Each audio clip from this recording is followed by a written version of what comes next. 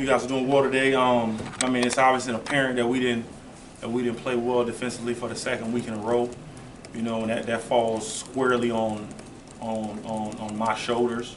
You know, I think when you talk about like having a good defensive system, you know, and then you suffer defeat like that, and which we did, I think you open up yourself for other things that come in the future, and I think you have to explore options of everything you do from a schematic standpoint to how you install. Like you look at everything, you know, and I just think for us moving forward from just a defensive standpoint, like everything from our players to our coaches, like everything has to be on point. I'm not saying that it was before, but like when you take a look at the last two games, right, and you realize what's taking place, right? I think we had 10, I think it's 8 or 9 touchdowns scored, but on those 8 or 9 possessions, right, 7 of them or 8 of them resulted in 15-yard plus penalties,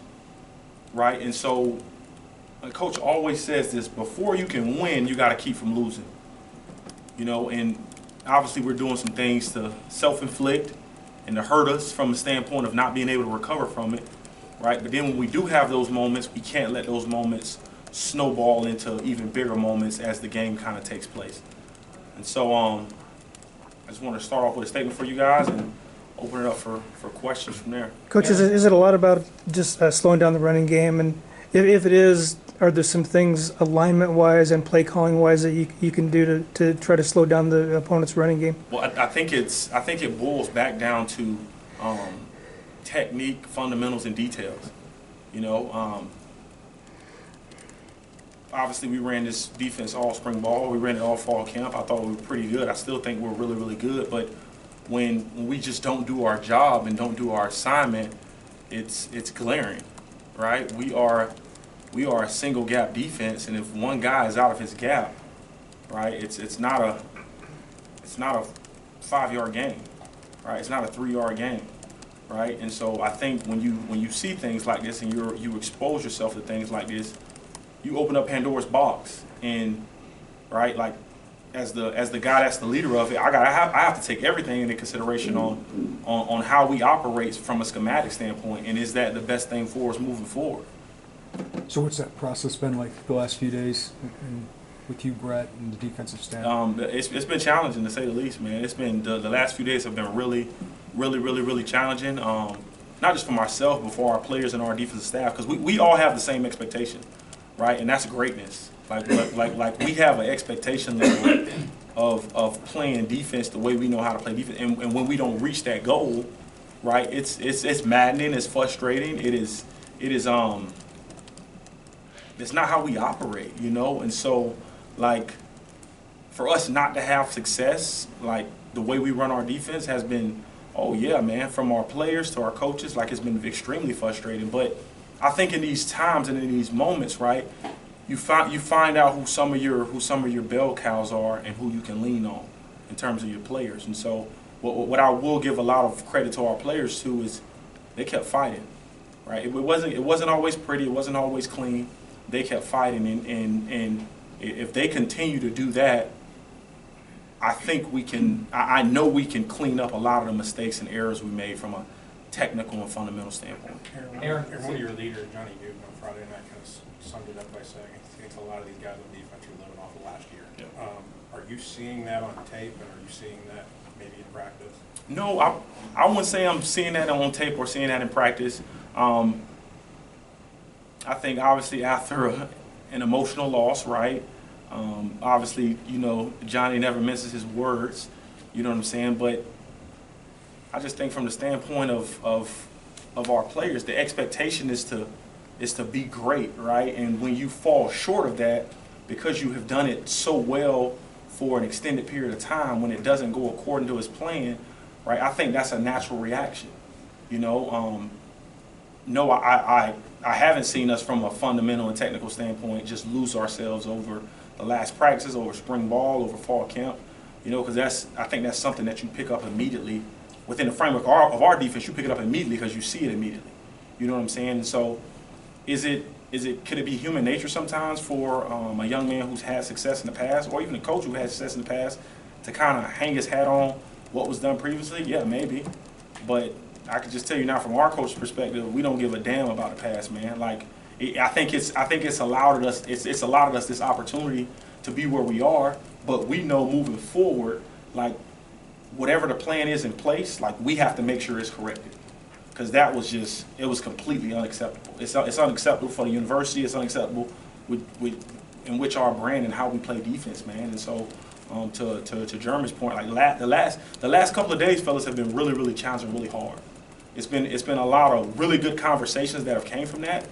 But I think most importantly, it's been some dialogue of some things and some tweaks that we needed to make from a schematic standpoint in which teams are trying to attack us. What's the challenge for you to pull whatever lever, push whatever button schematically to change if it's dramatically different in whatever ways you've been working on for this? Well, I don't think you go into a wholesale change in week two of the season, right? But I do think that you can make minor tweaks, right, that can put your players in position to be successful, whether it's a certain stance, right, whether it's a certain key, in which we had before. Maybe they were keying a tight end and now they need to key a back, right? Whether it's a certain alignment, whether that's talking about with a post player or with a corner, you know, it's those kind of small tweaks, right? And then just from a schematic standpoint, right, being able to not only live in our normal front but jump in and out of multiple fronts and still be able to have overlap in our defense, right? So if the ball does pop,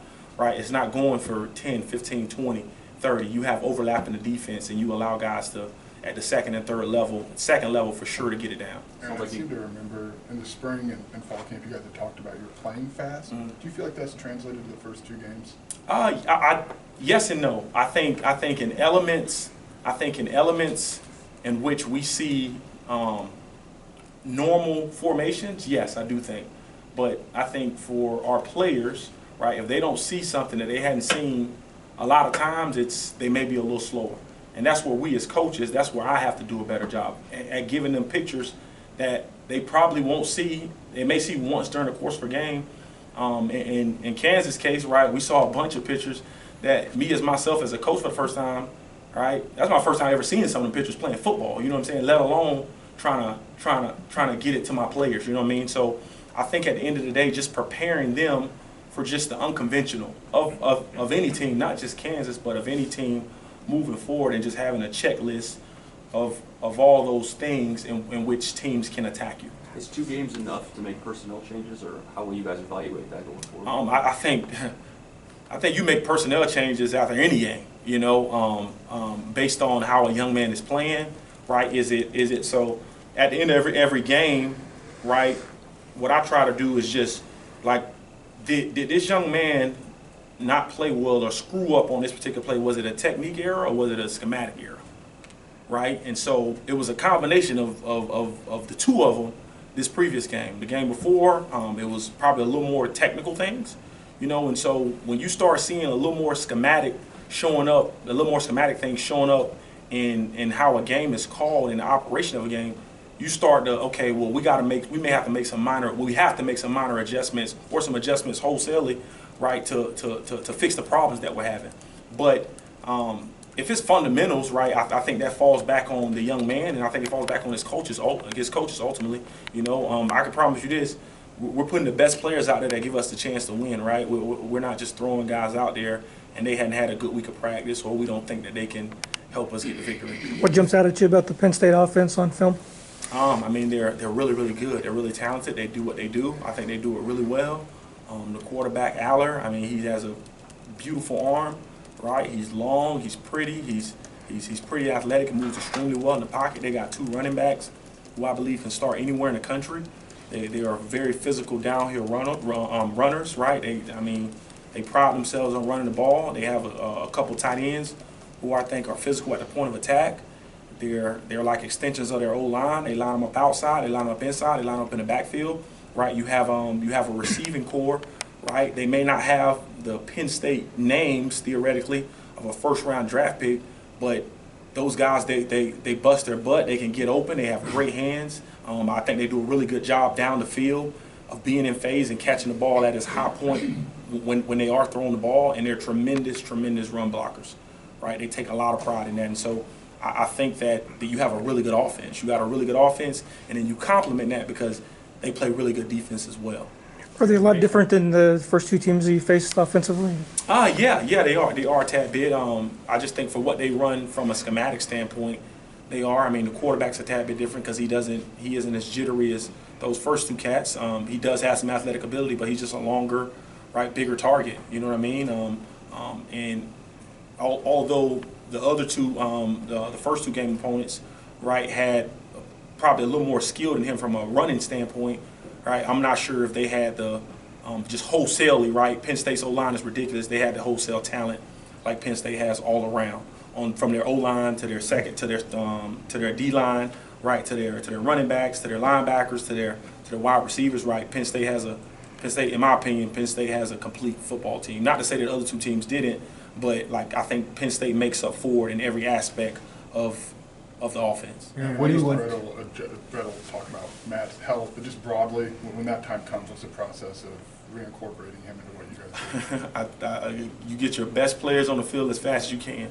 If Matt tells me today that he's 100%, right, I don't think you just throw him into the fire, but I think you allow him to rotate, and just based on his comfort level, if he can go, you know, you try to put the young man in a position to be successful, and I mean, he knows this. I mean, he called me after the game, you know, because he knows how we play defense, and he was just as frustrated. You know what I'm saying? And so, like, just the care of that young man in particular, and how bad he wants to be back. If he is back this week, you couldn't find a better week for him to come back. Aaron, what do Based you? off of what you're saying, do you foresee, like, you're talking about schematic and personnel, is there operational changes as well as Andy being in the box? Does he have to be on the field? Does Aaron have to call the plays from the box? Has those conversations? Well, we've had a lot of those conversations. We're still divulging through a lot of them, being that it's only Monday. But right now, everything's on the table. Everything's on the table because, right, the standard of defense in which we play is just unacceptable. What do you want your identity to be on defense? I want us to be tough, smart, and dependable, right? I don't want us to get penalties, right, at very crucial moments. I want us to give ourselves a chance from a schematic standpoint and a technical standpoint to be fundamentally sound and have an opportunity to play the next play without giving the team, right, 10, 15, 20, right, 30 yards because we decide to do something after the play's over. Based on your experience as a player and as coach, what's going wrong now be fixed in a week? Is something, can the turnaround be like that? Absolutely. I mean, I've lived this movie before, unfortunately, right? Like, week of Virginia, you know, we decided to make a wholesale change and giving up a bunch of yards and how we were attacked, and we did it, and we kind of flipped the script there moving forward. And so, season ain't over, right? Obviously, we're getting into conference play, but we still have a long road ahead, but I don't want to have any more of these conversations in terms of coming into you guys and just talking about how bad we play defensively, right? That's my goal, obviously, as the leader. How big a chunk plays, how much does that hurt? How deflating is that when the opponent gets 15, 20, 25, 30 yards? They're massive. You know, we did a study in the off season.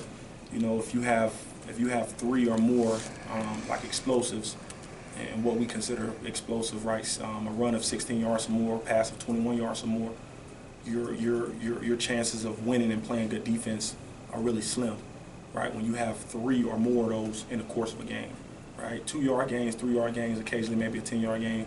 But when you're having explosive plays that amass, right? It was a bunch of plays in the first half, a bunch of plays in the second half of the Kansas game. When you have a bunch of explosive plays that amass for 250 or 300 yards of offense, that's not good. That's not good defense, and so you have to look at everything. Anything else, Coach Eric? Oh, okay.